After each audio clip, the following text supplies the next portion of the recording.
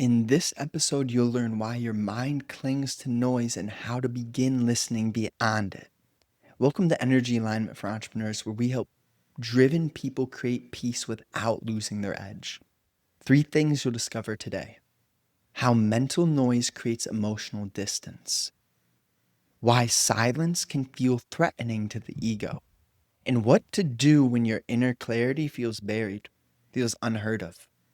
Let's start with the first: how mental noise creates emotional distance. What is mental noise? And what is emotional distance? Hence the concept of space, right? Very practically, you could see me. Well, if you can see me. But if you can't see me, just visualize, okay? There is my mouth, and there's a distance between the microphone and my mouth. It's about like a fist worth. And that concept of space is very real, both in the external realm, but also internally, psychologically, energetic. When you have mental noise is created via the vehicle, which is thinking. Your thinking is created via your past memory, your past experiences, which then create your knowledge, right? So then from your knowledge, you start to think.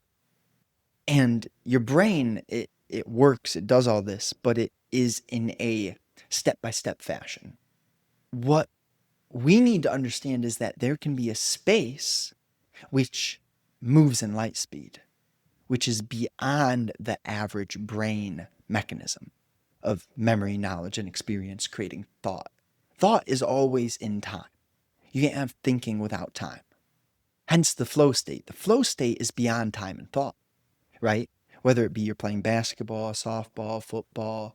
I'm just a sports guy. You could be crocheting. You could be folding laundry. You could be cleaning the floor, petting your dog, grooming your dog. You could get out of time and thought through so many activities. The essence here is that if you are always noisy, always thinking about desire, about fear, about insecurity, about what they said about you, about what you want to become, good Lord, list goes on, right? You could think about so many things. Mental noise. See, emotionally, this disconnects you. If you have so much going on in your life, in your mind, and you're not organized and you don't have clarity around anything, and you don't create space to go into the forest aimlessly just for a walk, right? You're not like going into the forest with a motive to get clarity. No, no. I mean, sure, it sounds nice, maybe, but no. You go into the forest because you understand it's important and healthy. Then you leave the forest with clarity. All right, let's keep it simple. All right, let's keep it simple. It kind of reminds me here, I'll keep this short because maybe you didn't all experience it, but good Lord, when I was in school, my wisdom, if you will, was screaming when they're teaching us shit that I didn't need to put into my memory. In terms of X and Y and algebra, like, get away from me.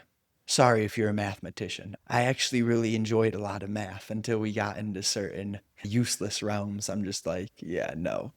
And take gently what I say, right? When I use the word useless, I'm not at all attacking you if you're a mathematician, okay? But just continue to listen. Because this mental noise, it's a field of limitation, time and thought.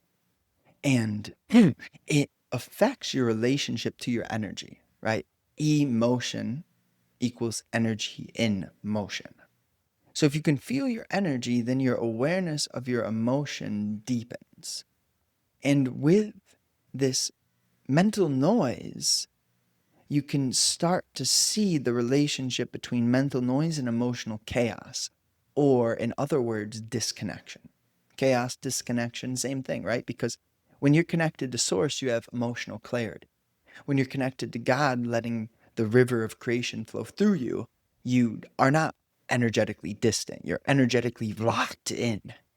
You're energetically on one. You're energetically precise, accurate, real, flexible, dynamic. So it's extraordinarily valuable to notice, just to notice the relationship between mental chaos, thought, ambition, all the things which thought loves to entertain, and disconnection. When you notice that relationship, that's how you find truth. You don't find truth by saying, oh, I'm so anxious. I'm so emotionally disconnected. God help me. Like maybe that helps a little bit. I'm not saying don't pray. You can pray all you want, okay? But just understand that prayer is a method. And if you think prayer is going to answer all your problems, it won't. But it can help. It can help, especially if you're genuinely feeling the thing and asking, this thing, it's heavy. I don't have all the answers. I do need help. Allow me to surrender. Allow me to realize that I am just one part of this world and that I know I have meaning. Help me to live a life of meaning. That may help, okay? That may help, but it has to be real. It can't be like, oh God, please just, I'm so down bad. All right, I know I'm having fun when I get myself laughing. Let's go. Silence can feel threatening to the ego. We're so used to not silence. The way society, Alan Watts says that school was derived via the essence of leisure. Or maybe Krishnamurti says this too. Alan Watts, Murti, they probably both say it. And the problem with school currently is there's no leisure. Like so much of school is just busy work. And that's what I was getting to with the mathematicians and algebra and things that you just don't need to know. Or things that maybe you do need to know in a specific field, but they shouldn't be taught as structures in school, right?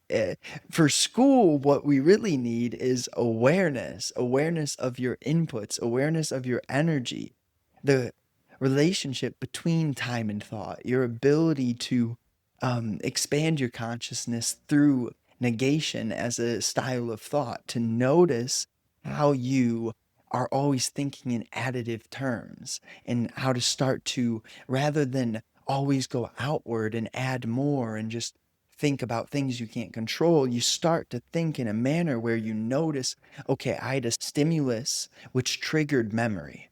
Then my memory is packed with knowledge and experience. Then I notice that knowledge and experience coming into my brain, my psyche, as it happens.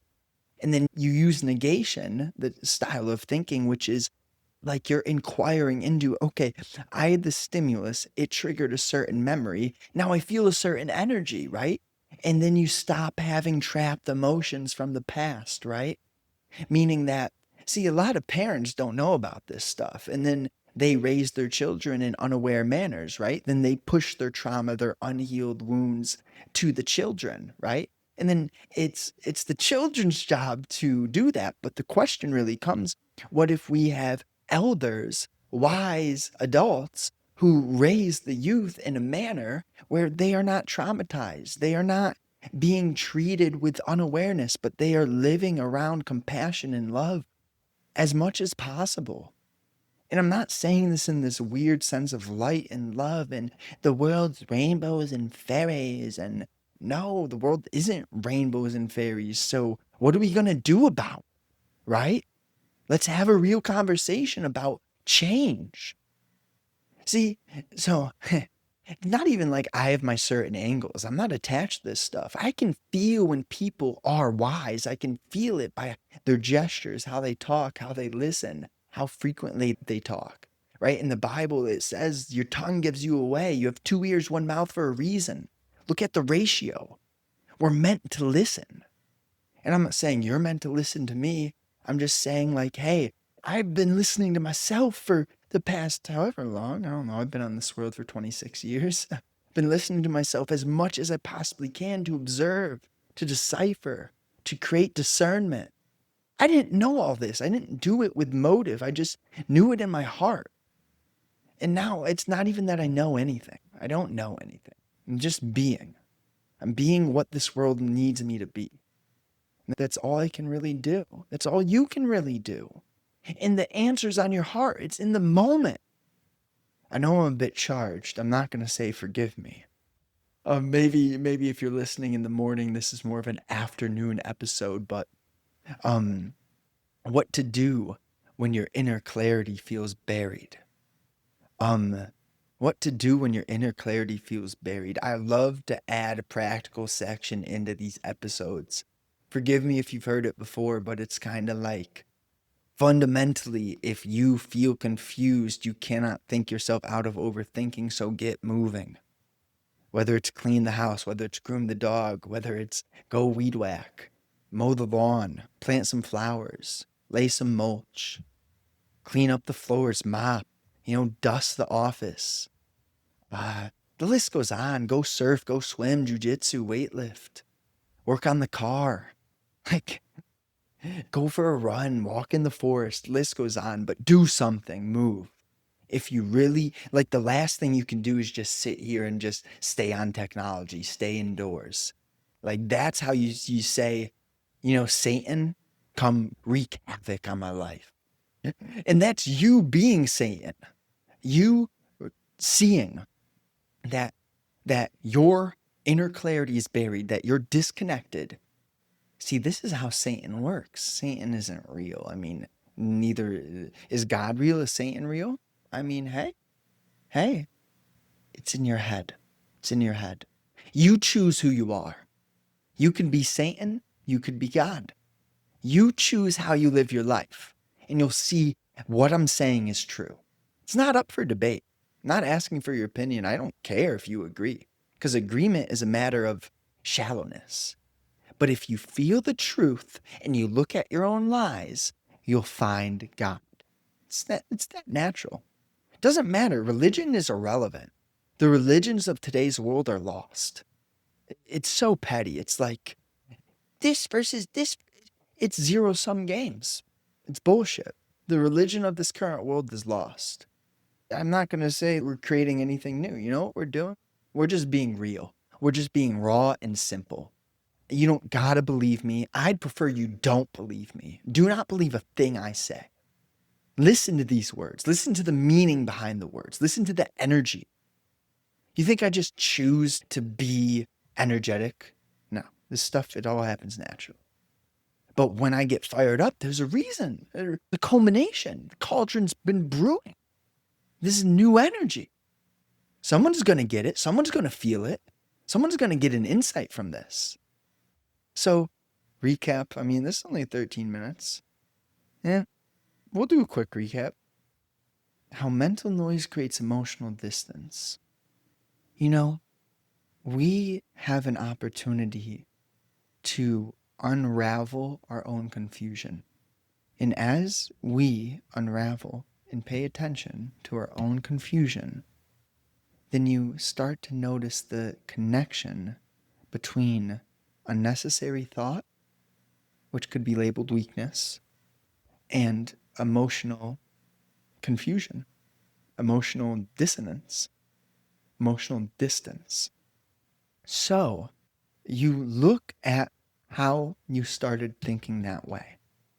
And when you understand your holistic of stimulus, knowledge, memory, experience, and you watch how your mind works in relationship to that entire mechanism, then your energy gets a lot easier to understand. And when you understand your energy, you can change your energy. So that's good for that point. Now, why silence can feel threatening to the ego? A lot of us, we haven't had anything but mental noise our whole lives. Now, some of you definitely had peace when you were younger. Like for me, I felt my ego forming. It was weird. I can still see it today. I'm not like everyone. I'm very childlike. But it comes with, there's layers to it.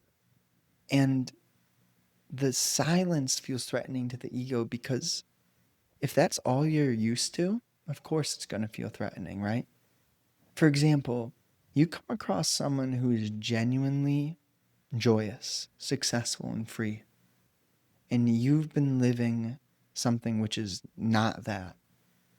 it can almost feel like you're getting shocked by lightning. And some people are going to notice their own insecurity and let go of it and learn. And other people are going to try to hold on to that charge. They're going to try to like one up. And see, that's where the threatening nature is created. When you think that you're not another. But when you see that you are the world and the world is you, and that every single thing that lives and breathes is you, the way you interact with the world changes.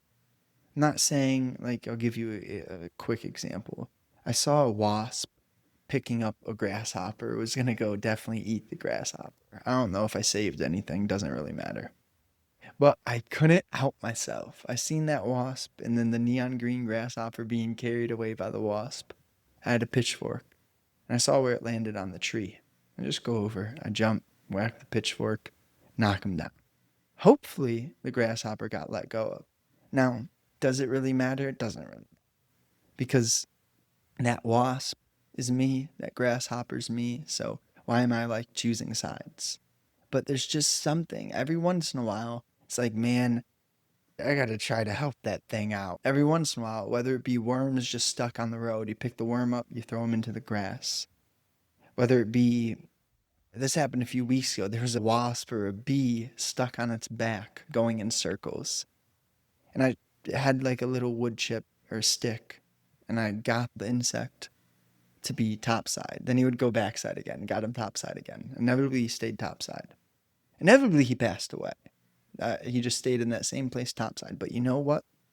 What gave me peace there was that he went from circling chaotically, frantically, to just being still and passing away like that.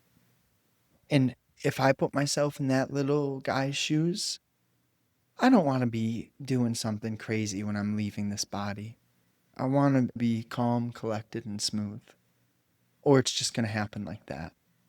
But just these little things, right? I'm not telling you what to do. Not telling you what to do. I'm not saying I should have saved the grasshopper. I don't even know if I saved the grasshopper. I'm just saying feel what your heart's communicating to you, okay?